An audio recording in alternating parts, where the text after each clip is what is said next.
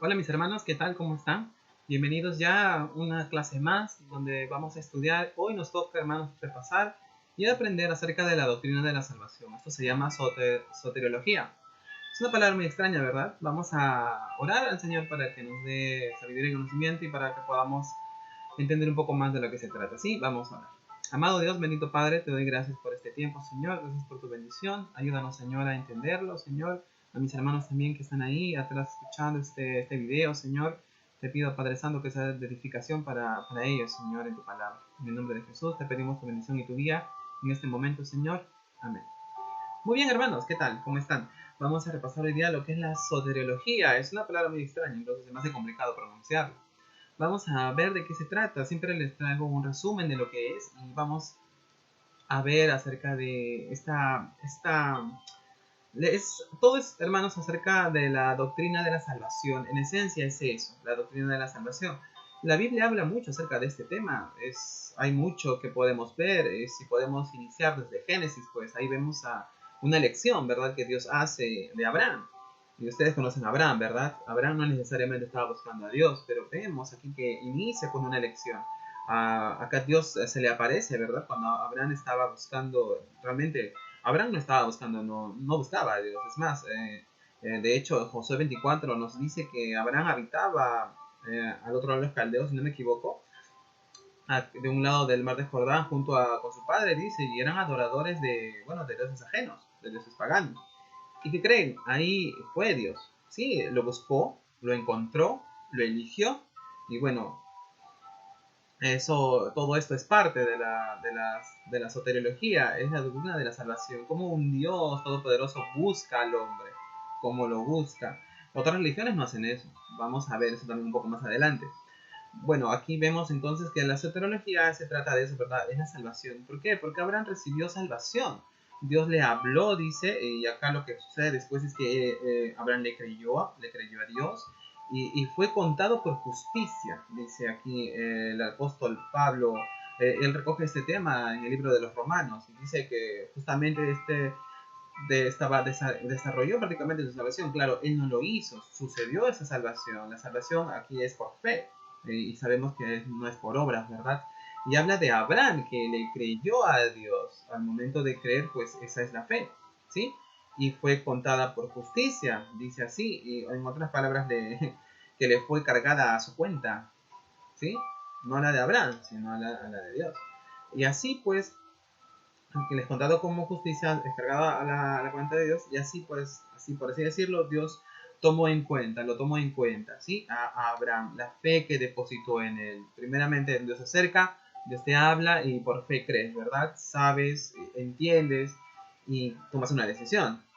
Entonces vemos aquí a lo largo del Antiguo Testamento, hermanos, que hubo gente que fue salva, ¿sí? Fue salva por Dios. Porque a veces las personas piensan, ¿no? Que no, piensan que las personas del Antiguo Testamento, pues no mm, fueron salvas más bien por sus obras, no tanto por su fe. Y no es así.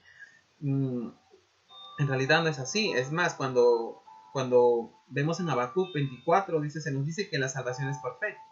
¿Sí? Y anótenlo por favor, Habacuc 24 nos dice que la salvación es por fe. Como dice, el injusto por la fe vivirá. El injusto por la fe vivirá. ¿Sí? Entonces, ahora queda claro que en el Antiguo Testamento, bueno, nadie puede ser salvo por obras, sin ley. Eso tenemos que entenderlo. Pero sin embargo, no queda claro hasta cuando Pablo viene y dice de manera clara, tanto en Romanos y en Gálatas, lo dice reiteradas veces, perdón, que por obras, pues la ley, por las obras de la ley, ningún hombre puede ser justificado. Eso nos dice, y bueno, es que la ley nos revela algo de nosotros. Simplemente que la ley revela mi pecado, la ley me revela también el carácter de Dios, quién es Él, y la ley también me revela a mí, pues, lo incapaz que yo soy, o lo incapaz que éramos, hermanos, de cumplir todos los mandatos de Dios, ¿verdad? Eso no, pues, el estándar de Dios es muy alto, muy, muy alto, ¿sí? Y por eso que necesito yo, por eso que necesito a un Cristo, necesito a Cristo yo. Entonces, la ley dice Pablo aquí a los Gálatas que fue como un ayo, y bueno, podemos entender este ayo es como una nodriza que me lleva a Cristo, ¿sí? El ayo en la antigüedad pues era una persona, era un esclavo asignado a hijos de personas pudientes, sí, personas que tenían dinero, que pudientes, para que le dieran a ellos una educación, que le dieran hasta que de niño hasta que fuera joven. Entonces la ley fue prácticamente ese ayo, dice, ese ayo que me lleva a la madurez hasta que yo pudiera abrazar a Cristo, hasta que pudiera entender. Entonces, este estudio de la salvación, hermanos, esa soteriología me va a enseñar que la salvación primeramente es un don de Dios, ¿sí? Lo dice Efesios 2, 8, 9, ¿sí? Es por gracia, dice, por medio de la fe, y no por obras para que nadie se gloríe, ¿cierto? Cristo es el único intermediario, el único redentor, y no hay ningún otro hombre bajo el cielo que por medio del cual yo pueda ser salvo, ¿verdad? Todo eso es parte de la soteriología. Bueno, este concepto cristiano acerca de lo que estamos hablando es único, hermanos, es único. Solamente en la religión cristiana tú encuentras una salvación por gracia. O sea, no tienes que hacer nada, no es que no tengas que hacer nada, sí tienes que hacer algo.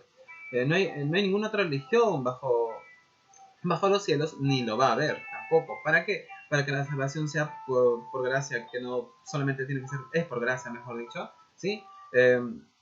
Otros conceptos de otras religiones del mundo, pues tú ves, a diferencia del cristianismo, primeramente el hombre es el que busca a Dios en otras religiones.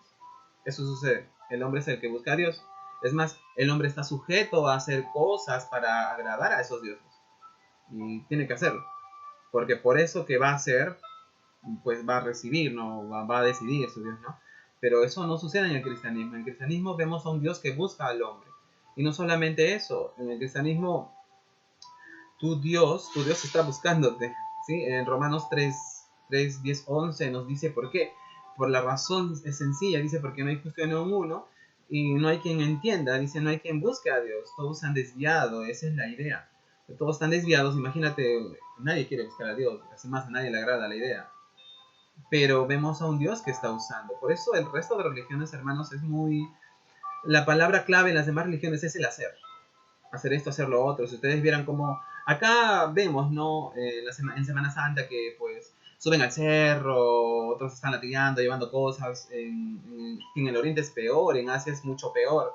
Arrastrados, van buscando, llegando a un templo, pero por eso mismo que hacen, piensan que van a conseguir su salvación o van a ser buen vistos por su Dios. Pero eso no sucede en el cristianismo. Es más, la palabra clave en las demás religiones es hacer. Pero en el cristianismo la palabra clave es hecho. En otras palabras, consumado es, ¿verdad?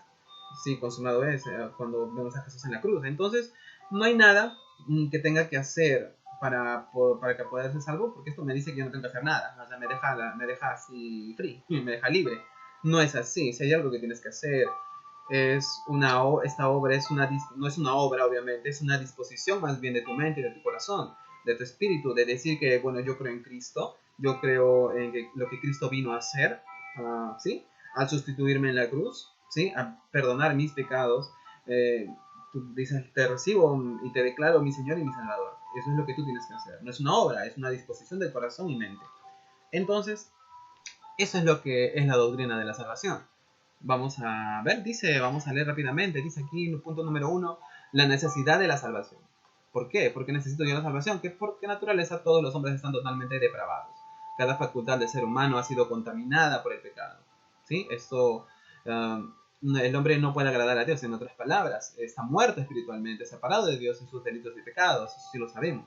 Destinado a una eternidad sin Cristo en el tormento del infierno, nos dice Romanos 6:23.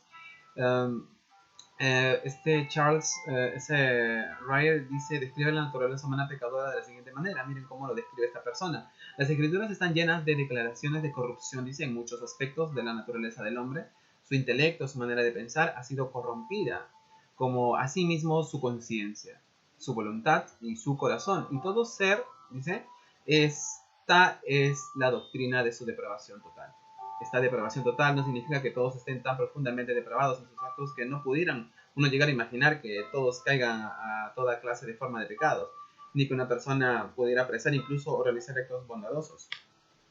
Eso, claro, tiene razón. Eso no significa que nadie pueda hacer actos bondadosos, no, ciertamente tenemos esa esencia nosotros también. perdón, las personas que no tienen a Cristo en su corazón, pues tienen esa esencia también, tienen cuestión de hacerlo bueno. Pero sí significa que la corrupción del pecado se extiende, dice, a todos los hombres y a todas sus partes. De modo que no queda nada en el hombre natural que pueda favorecer, dice, ofrecer mérito alguno a los ojos de Dios. Eso es cierto, hermano. Miren un segundo punto, la base de la salvación. Tiene una base. El hombre en su condición no salva y perdida no hará nada, dice, ni puede hacer nada para buscar a Dios. Eso es lo que acabamos de leer, ¿verdad? Todos están en sus delitos y pecados, no hay quien busque a Dios, nada. No puede ganar la salvación por sus propios méritos. Más bien, necesita plenamente de la gracia de Dios, que provee la salvación para el hombre como un regalo gratuito. La gracia es inmerecida, ¿sí? Es la idea, es inmerecida, ¿sí? No es que tú te lo merezcas, no, Él te lo da, porque es gracia, se desprende de ello. Se puede definir, dice, como el favor inmerecido de Dios hacia el hombre. Es algo que no merecemos, pero Dios lo hace así, porque no lo merecemos. La gracia de Dios es como la base de la salvación, se revela en su decreto eterno, dice Efesios 1:3. Dicho decreto incluía ambos, dice, su propósito soberano para proveer salvación de la muerte de su Hijo y su consejo eterno, por el cual el soberano e incondicionalmente escogió a ciertas personas para ser recipientes de salvación según el designio de su voluntad. Eso nos hace entender que el Señor sabe quiénes son salvos, quiénes deben ser salvos. Lo que pasa es que nosotros no lo sabemos. A pesar de que tenemos la Biblia, en la Biblia no hay una guía de personas que ellas van a ser salvas, no lo sabemos. Lo sabe el Señor, nosotros nos queda proclamar para que esas personas se acerquen. Y créanme que el Señor entreteje todo para que esa persona se acerque. No va a quedar ninguno, el Señor no va a cambiar de opinión.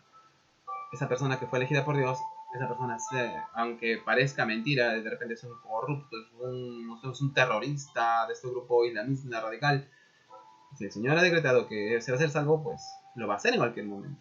No importa dónde esté ni qué esté haciendo. Miren, punto 3, la predestinación. Las palabras traducidas como predestinado en las escrituras vienen de la palabra griega prosiro, que significa determinar anticipadamente, ordenar, decidir con antelación. Así que predestinación es Dios determinando anticipadamente ciertas cosas que van a ocurrir por adelantado. ¿Qué es lo que Dios determinó anticipadamente? De acuerdo a Romanos 8:29, dice, Dios predeterminó que ciertos individuos serían conformados a la semejanza de su Hijo. Llamados, justificados, glorificados, esencialmente Dios predetermina de ciertos individuos serán salvos.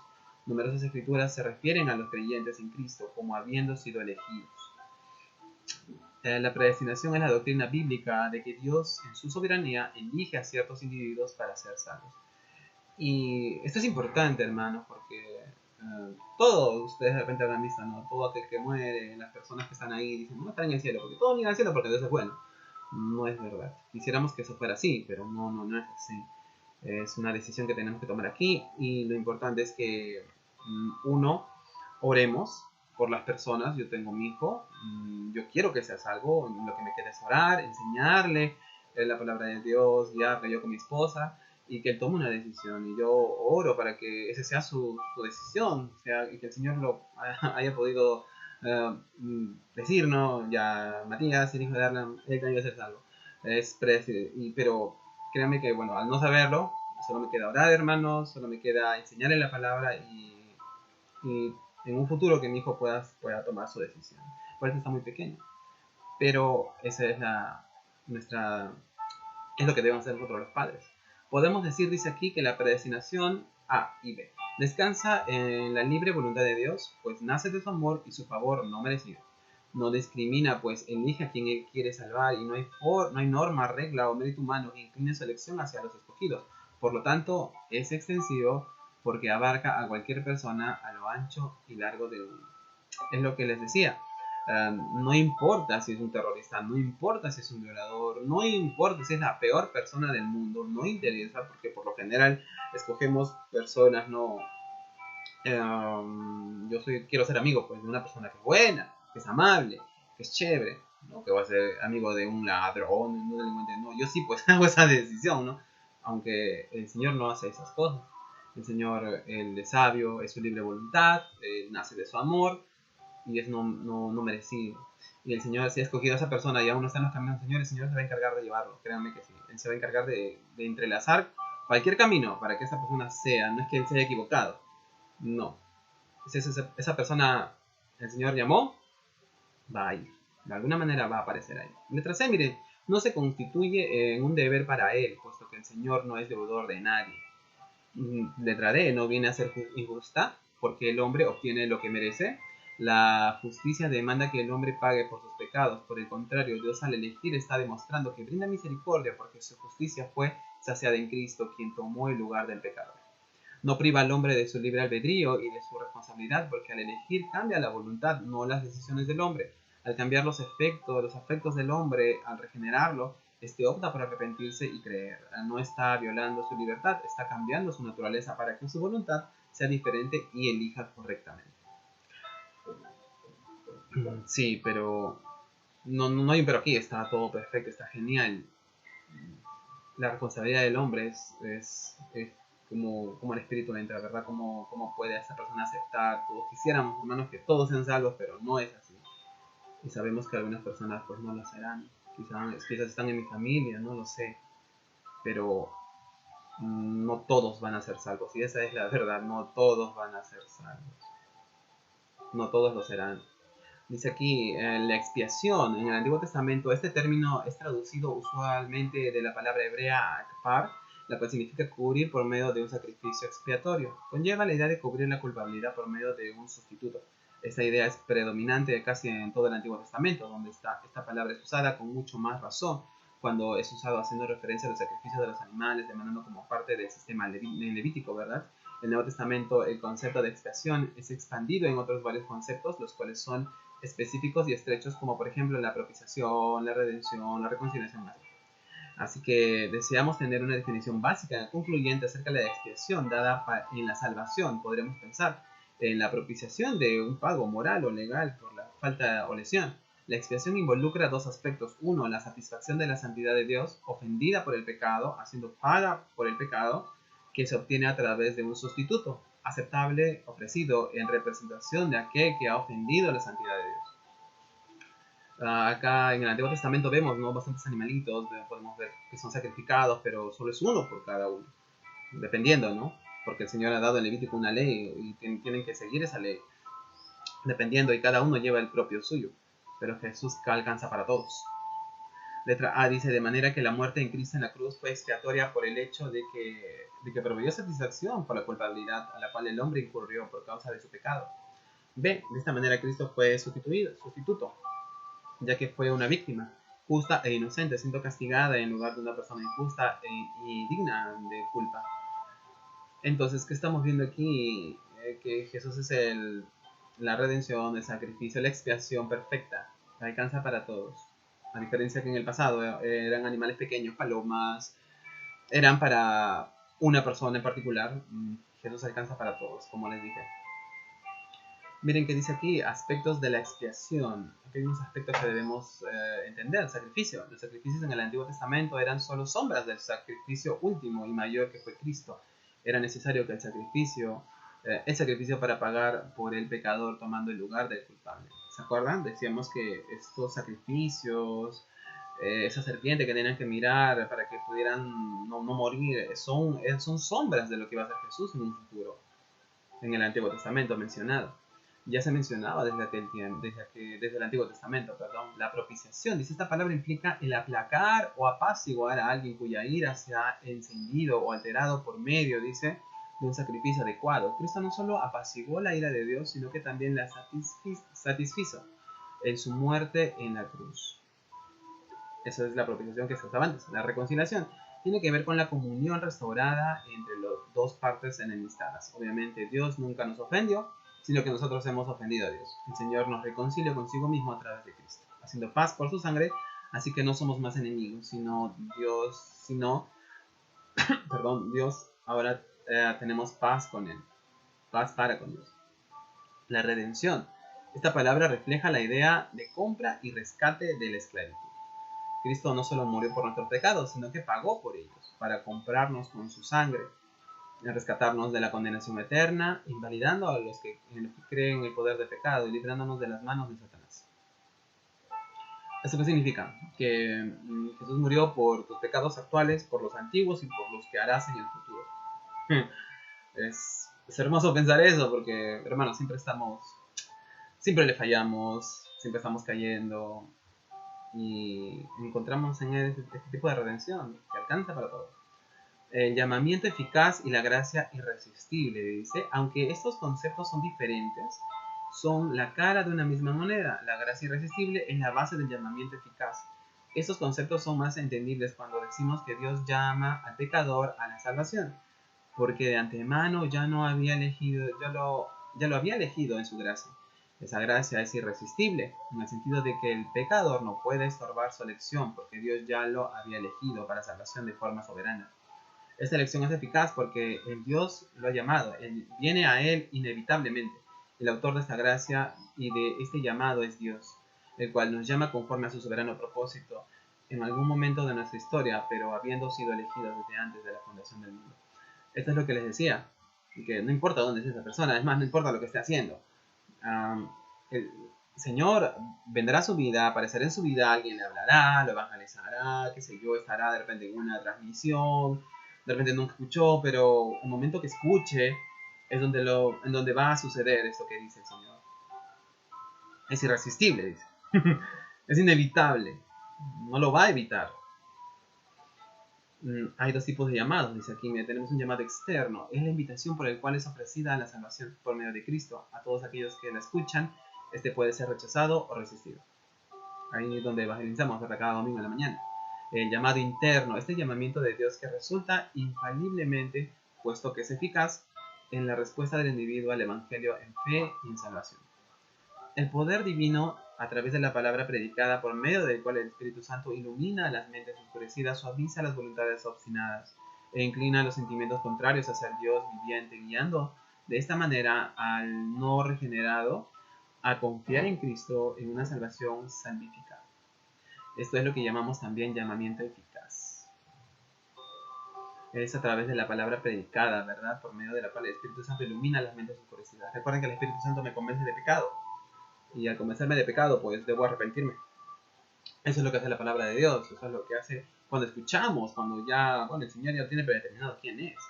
Y de repente ustedes habrán visto, ¿no? En la iglesia o en alguna iglesia, pues ustedes han ido. Yo he visto varios en la parte de atrás que llegan así de repente y están llorando atrás. Están llorando cuando escuchan la palabra, escuchan el Evangelio y están llorando atrás. Así, y no tienen vergüenza. Me imagino porque el Señor ya está trabajando ahí. Es lo que dice la palabra predicada y el Espíritu Santo le está convenciendo de lo que ha escuchado del Evangelio. ¿Se dan cuenta? Y atrás, en la parte de atrás de la iglesia, cuando estaba en las flores, veía siempre, todo el tiempo, que personas llorando, mujeres, hombres mayores, llorando desconsoladamente. Y siempre un hermano se acercaba y pues lo llevaban a hacerle la invitación, a orar y el Señor salvó uno más, ¿verdad? La aplicación de la salvación, dice, Dios obra en las vidas de sus elegidos. Hay muchas maneras distintas para traerlos a Cristo.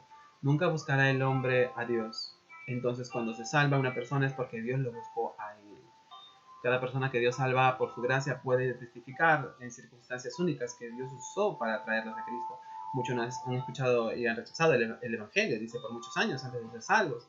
Pocos se salvan la primera vez que lo escuchan, pero cada caso, la aplicación de la salvación al corazón del individuo es idéntico en algunas maneras.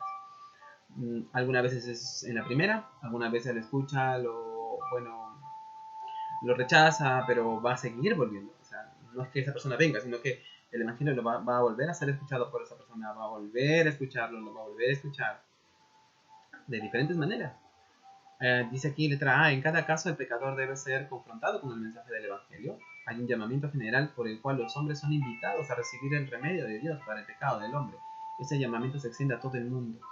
El Espíritu Santo hace su obra de convencer al pecador no regenerado de pecado, de justicia y de juicio. El Espíritu Santo lo va a hacer en su corazón. El Espíritu Santo obra eficazmente en el corazón de la persona pecadora que fue elegida. Dice, la gracia eficaz de Dios produce la fe salvadora en el corazón de dicha persona. El Espíritu Santo es muy importante. El Espíritu Santo imparte vida divina al corazón del pecador que estaba muerto espiritualmente. Un cambio voluntario, una vuelta entera sucede en la vida del pecador que cree. Este cambio de vida, llamado conversión, incluye dos aspectos. Veamos dos aspectos: fe y arrepentimiento. De esa misma manera te acercas El pecador cree en Dios acerca de la verdad del Evangelio, confía en Dios para salvarle a él personalmente por medio de la provisión de Cristo.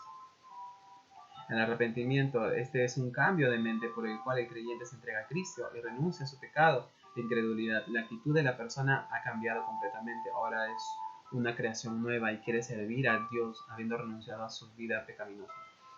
Y esto es clave, la fe y el arrepentimiento es clave para poder acceder al cielo, ser salvos. ¿Por qué? Porque miren, esto que dice en el punto 1 la fe, que el pecador cree en Dios acerca de la verdad del Evangelio, confía en Dios para salvarle y confía en el medio de la provisión que fue Cristo. Y un ejemplo claro podemos ver cuando Jesús estaba crucificado. Había un ladrón, dos ladrones habían, ¿verdad? Uno le decía, ¿no? Lo provocaba, a ver, bájate, si tú eres el Hijo de Dios, todo. Pero el otro ladrón, en sus últimos minutos de vida, lo calla a este ladrón malcriado y le dice, tú cállate, porque nosotros estamos aquí porque merecemos estar aquí.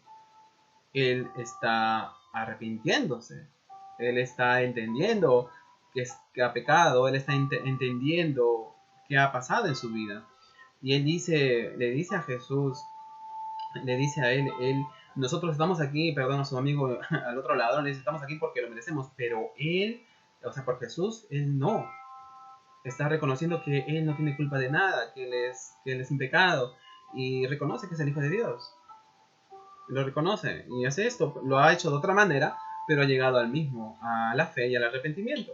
Y ahí es donde le piden, no te olvides de mí cuando estés en el paraíso, y pasa esto, que es hermoso. Jesús le dice, no, tú ya estás por morir. No le dice nada de eso. Jesús le dice, hoy mismo estarás tú conmigo en el paraíso.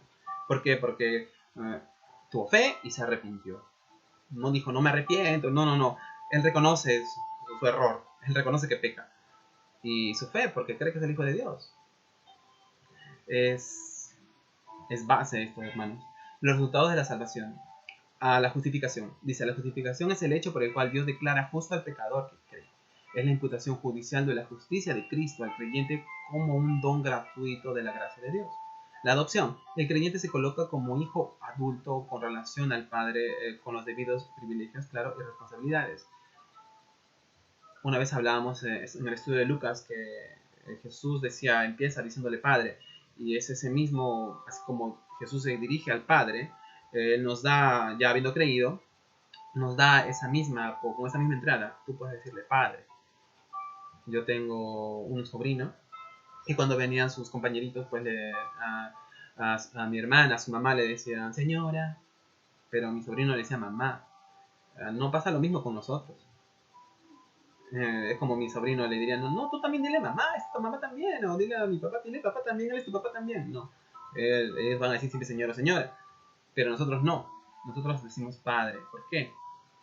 Porque hemos sido justificados. Miren, hemos sido adoptados como hijos. Letra C, la santificación. La santificación es el hecho por el cual Dios pone aparte al creyente para vivir en santidad y glorificar a Dios. La santificación del creyente incluye que la separación del pecado. Hay tres aspectos de la santificación que enseña la Escritura. Vamos a ver la santificación posicional. Con respecto a su posición o estado ante Dios, cada creyente ya es santificado, no por mérito propio, sino por la gracia de Cristo. La santificación progresiva es el proceso por el cual Dios viene santificando al creyente, el Espíritu Santo morando dentro del creyente, le fortalece para vivir más y más según la santidad divina. Dios comenzó la buena obra y la terminará. Pero recordemos también esto, que nosotros debemos estar en constante lectura de la palabra, orando, pasando tiempo con el Señor, para que eso sea, alimentando al Espíritu. Si no va a estar todo flaquito, ¿no? El creyente aún lucha contra el pecado, sí, por ello debe presentar a sus miembros como instrumentos de justicia. Tiene que andar en el Espíritu Santo y así producir frutos. Nunca en esta vida alcanzará la perfección, pero su vida debe ir al crecimiento, ya que ha sido puesto para vivir santamente aquí en la tierra. Santificación perfecta. Cuando veamos a Cristo, habrá una transformación gloriosa. Seremos libres de la naturaleza pecaminosa y nuestra santificación será completa. Acá no va a ser completa. Será cuando venga Jesús. Acá estas tres posiciones son muy importantes, ya que habla de una santificación progresiva que irá avanzando según nuestros caminos en la palabra de Dios, buscándolo a Él. La santificación perfecta ya será perfecta, culminada, terminará cuando veamos a Cristo. Pero al inicio nos dice la santificación posicional, ¿verdad? Ahí vemos que cada creyente ya es santificado. Ya, ya reconocemos, ya entendemos cuando pecamos, ya sentimos esa incomodidad cuando pasa. pero no por mérito propio, sino por la gracia de Cristo, porque ya tenemos al Espíritu Santo y nos va a hacer recordar todo el tiempo a la seguridad de la salvación. Ahora, la persona que ha sido recipiente de la gracia de Dios nunca perderá el derecho de ser llamado hijo de Dios, porque Dios le salvó para eternidad. El mismo Dios que busca al pecador y le salva por su gracia, también le mantiene salvo para la eternidad. El creyente seguro eternamente su relación con Dios, porque Dios mismo le guarda en su mano toda poderosa y nadie le puede arrebatar de ahí. Entonces el creyente no puede saber que es salvo, y puede confiar en Dios para su salvación eterna, porque Dios ha prometido que el que tiene al Hijo tiene la vida. Acá y hay algunas religiones, algunos grupos religiosos que te dicen que sí, tú puedes perder la salvación. Pero eso no nos habla. Es más, Romanos 8 nos dice algo muy importante. Anotemos por favor eso y debemos entender esto, debemos estar seguros de nuestra salvación, porque si te preguntan a ti, o yo te preguntara, ¿tú eres salvo? Y tú de repente, ay, pero algo hice ayer contesté mal, pequé ayer, creo que no sé. No, eso no puede ser nuestra respuesta. Nuestra respuesta tiene que ser, no, sí soy salvo. Si tú eres hijo de Dios, te has arrepentido, te has acercado a él en arrepentimiento y fe, confías en ello, tienes que entender que tu salvación no la vas a perder.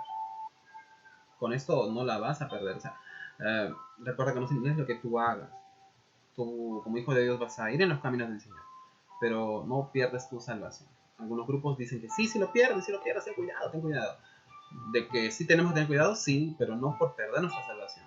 Debemos acercarnos de manera santa, debemos andar en sus caminos, pero la salvación no la perdemos.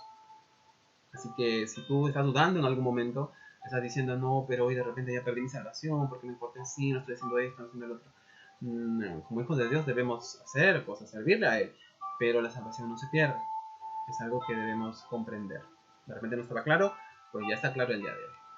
Muy bien, hermanos, esta porción de la soteriología es muy importante, es una base importantísima, porque nos habla de la salvación, nos habla de que hemos sido entonces ya elegidos desde antemano, hermanos, sí, pero yo no hago buenas obras, hermanos, no es depende de tus obras, pero tienes que andar en buenas obras, hacer buenas obras, demostrar que eres hijo de Dios. Allá está bien, como que, y también entendemos esto que es muy importante, que muchas religiones, hombres buscan a su Dios, bueno, a ese Dios que ellos quieren alabar, pero el cristianismo es la única religión donde Dios, el mismo Dios busca al hombre, porque recuerden, no podíamos buscarlo, además ni siquiera podíamos pensar en Él, pero Él va a entretejer todo porque Él ya tiene decidido quiénes son esas personas que se van a salvar, Él ya lo sabe. Nosotros no, nos encantaría saberlo para ir, ¿no? A tocarle la puerta y no preocuparnos de repente por los demás. Pero la verdad es que Dios quiere que todos se salven, pero sabemos que eso no va a suceder. Entonces, hermanos, espero que eso sea de ánimo para ustedes, para todos nosotros. Y recuerden al final, tu salvación no la pierdas. Así que sigamos avanzando, repasemos, estudiemos una vez más y sigamos cimentándonos en la palabra de Dios, que es muy importante, hermanos. Gracias por su tiempo y Dios me los bendiga mucho. Cuídense y nos vemos hasta otra oportunidad. Dios me los bendiga mucho.